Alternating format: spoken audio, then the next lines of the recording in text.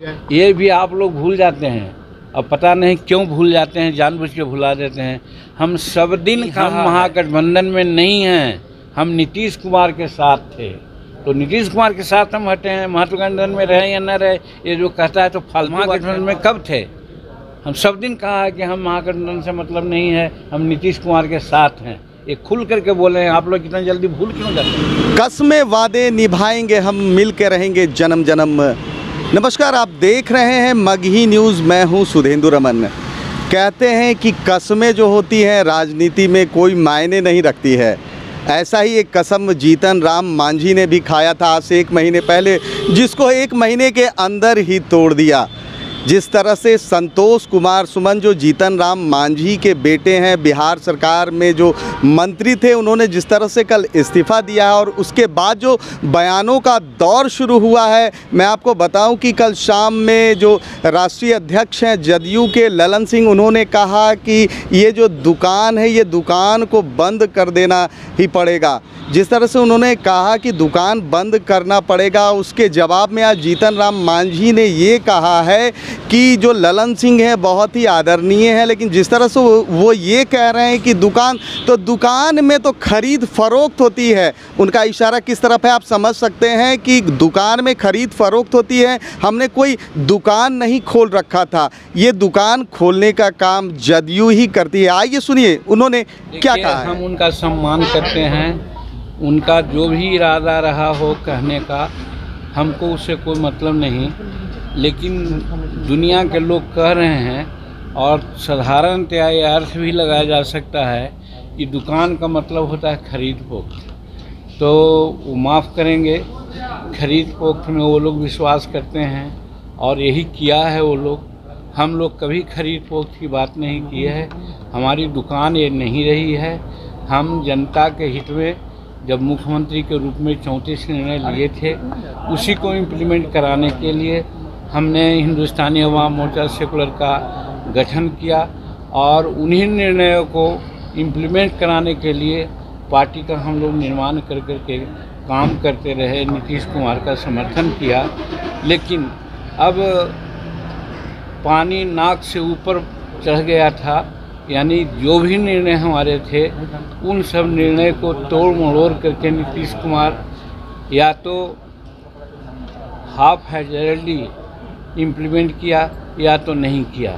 इसके लिए हमको जनता का जवाब देना पड़ रहा था और जनता, हमारे जो कार्यकर्ता लोग हैं, चाहे नेशनल काउंसिल में बैठक किया हो या कोर कमेटी की बैठक किया था, सब में जनता ने हमको इजाज़त दिया कि अब नीतीश कुमार के साथ आपको नहीं रहना है। और ख़ास करके मर्ज करने का जो प्रस्ताव आया था कि पार्टी में मर्ज कर जाइए, तो ये हम लोगों को गवारा नहीं था। इसलिए आज हमारे लोग जब इस्तीफ़ा संतोष कुमार दिए हैं और ये निर्णय हुआ है कि हम किसी पार्टी में मर्ज नहीं करेंगे और हमारी पार्टी इंडिपेंडेंट हो करके काम करेगी, चाहे चुनाव का मामला हो या संघर्ष का मामला हो। और इसके लिए हमारे लोग आज जुबिलियंट हैं, आज फटाका फोड़ रहे हैं कि मांझी जी ने अच्छा निर्णय लिया है। चुनाव लड़ेंगे सर? अब तो 18 तारीख को जब हम लोग कार्य समिति की बैठक बुलाई है और कार्य समिति की बैठक में निर्णय लेंगे कि हम लोगों को क्या करना है। जदयू ये कह रही है कि हमने तो उनको मुख्यमंत्री बनाया, वो इतना सम्मान दिया, लेकिन फिर भी मांझी जी चले गए, ये अपने आप में समझ से बाहर है हमारे जी। हाँ, ज़रूर समझ से बाहर उनको होगी और हम किसी का खिलाफत नहीं करते हैं। हम राजनीति में सबको सम्मान देने के लिए आए हैं और सम्मान देते हैं। हम नीतीश कुमार को भी सम्मान देते हैं, लेकिन एक ही प्रश्न आप लोगों के माध्यम से पूछते हैं, जब जीतन मांझी 9 महीना बिहार का मुख्यमंत्री रहा, कौन ऐसी गलत काम थी जिसके लिए उन्होंने गैर कानूनी, गैर संवैधानिक कार्य करवा करके हमको बाध्य किए कि साहब हम मुख्यमंत्री नहीं रहे?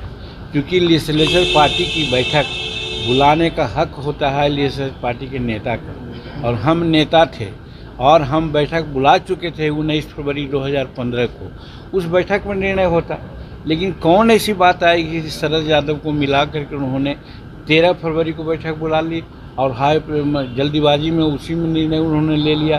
तो गलतफहमी तो उन्होंने की है, उनको लगा कि जीतन मांझी ऐसा न करेगा तो दिक्कत होगी। और बात सही है, 19 फरवरी को जब राज्यपाल महोदय को हम इस्तीफ़ा देने गए थे, उस समय मेरे पॉकेट में लेटर था कि असेंबली भंग कर दें।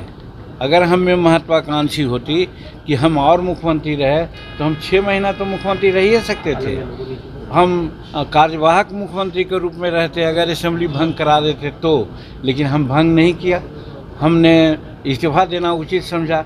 तो ये जवाब उन लोगों को है, अगर ये कहते हैं तो वो गलत कहते हैं कि कोई महत्वाकांक्षी बात को लेकर के हम चलते हैं। हम जनहित में चलते हैं, जनहित में वादा किया था, हमने किया था कि भाई किसान को 6-5 एकड़ ज़मीन रहने वाले किसान को बिजली माफ़ करो। नीतीश कुमार से कहते रहे, आज तक उन्होंने नहीं किया। जनता हमसे पूछती है कि आप सरकार में हैं क्यों नहीं माफ़ हुआ। हमने निर्णय लिया था कि बच्चा क्लास से लेकर के MA क्लास तक के बच्चियों का फीस माफ़ कर देंगे। नीतीश कुमार आज जो डिफिसिट ग्रांट होता है कॉलेज में नहीं दिए हैं, इसलिए बहुत से बच्चियों का रिजल्ट अघोषित हुआ है और उनका प्रमाण पत्र नहीं मिल रहा है। ये सारी बातें हमने निर्णय लिया था कि हम 5 डिसमिल ज़मीन गरीबों को देंगे, खरीद के देंगे, मार्केट रेट से देंगे। हम गरीबों को 1 एकड़ ज़मीन देंगे, खरीद के देंगे, मार्केट रेट से देंगे। नीतीश कुमार कर रहे हैं क्या? ये सब बात न कर रहे हैं। इसीलिए लोगों ने हमसे कहा कि साहब अब आप अगर हैं तो जानबूझ करके नीतीश कुमार से आप मिले हुए हैं, आप अपना वादा को भूल गए हैं। और तीसरी बात, आज देख रहे हैं कि दारू की नीति है, शराब नीति है। शराब नीति ठीक है, लेकिन इम्प्लीमेंटेशन क्या हुआ है? 70% गरीब जो मामूली है, 1 बोतल या आधा बोतल पीता है, उसको जेल में भरा गया है। क्योंकि उससे पैसा मांगा जाता है, वो पैसा नहीं देता है, इसलिए वो जेल में चला गया है 70% लोग। उसके बाल बच्चे क्या कर रहे हैं उसका फिक्र है नीतीश कुमार जी को। इसके लिए हम कहा है, असेंबली में बोले हैं, पेपर के माध्यम से बोलते रहे, आप लोग ही सब जानते हैं, लेकिन तो सुने नहीं। आज बालू की नीति है, समूचा रोड खराब हो रहा है, जहां 20 टन ले जाना है 60 टन ले जा रहे हैं। और वैसा नदी जिसका बेड था अगर 1 फीट गहरा और जिसमें पानी आता था तो खेतों में जाता था, आज वो 3 फीट गड्ढा हो गया। अब 2 फीट भी पानी आएगा तो उसमें नहीं जाएगा। आज हज़ारों हज़ार किसान मारे जा रहे हैं और उनका खेत बंजर पड़ रहा है। इस माने में भी खास करके हमारे इमामगंज डुमरिया बांके बाज़ार में हो रहा है। हम मना किया, हम निर्णय उनसे अनुरोध किया कि आप बालू उठाओ, बंद कराइए, लेकिन उन्होंने बंद नहीं कराया। तो आखिर हम भी जनता के लिए किया है, जनहित में किया है, महत्वाकांक्षी के लिए कुछ नहीं किया है। और फिर पुनः दोहराते हैं कि अगर महत्वाकांक्षी जीतन मांझी में रहता तो 19 फरवरी को रिजाइन नहीं करता, वो असेंबली को भंग कर देता। तो आपने सुना कि जीतन राम मांझी क्या कह रहे हैं। उन्हें साफ तौर पर उन्होंने कह दिया है कि जिस तरह से वो महागठबंधन से अलग हुए हैं, कुछ भी ठीक नहीं चल रहा था।